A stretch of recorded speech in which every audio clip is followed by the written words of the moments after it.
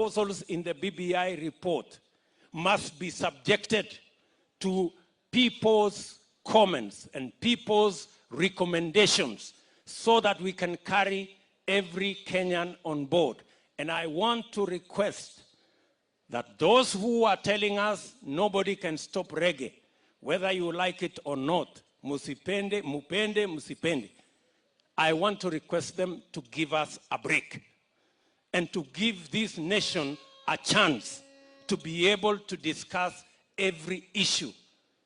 It is true, there are so many issues that have been raised on matters to do with leaders and inclusivity. But the ordinary Kenyans left out of this debate for years. Millions of Kenyans who are locked out because of poverty and unemployment.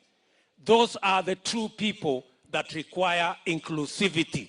Unless we discuss inclusivity on the basis of the people who are locked out of the economic cycle by poverty and unemployment, that inclusivity will not be complete. It cannot be inclusivity about leaders only. It must be inclusivity about the 40% of Kenyans that live below the poverty line. Those are the people we must focus. Kabla hatujasema, na mimi nasema nikiwa hapa Matungu, kabla hatujasema mambo ya inclusivity ama kuwaleta pamoja viongozi, lazima tuwalete pamoja wananchi. Kuna wananchi wengi, mamilioni, waliofungiwa nje ya kuwa wa Kenya kamili kwa sababu ya umaskini na ukosefu wa kazi. Vile tunasema tutatafuta kazi ya viongozi, jameni, tuanze kwanza na kazi ya mwananchi mdogo.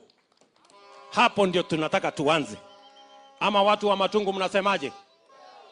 Tuanze na kazi ya mwananchi mdogo ama tumalizane na viongozi kwanza?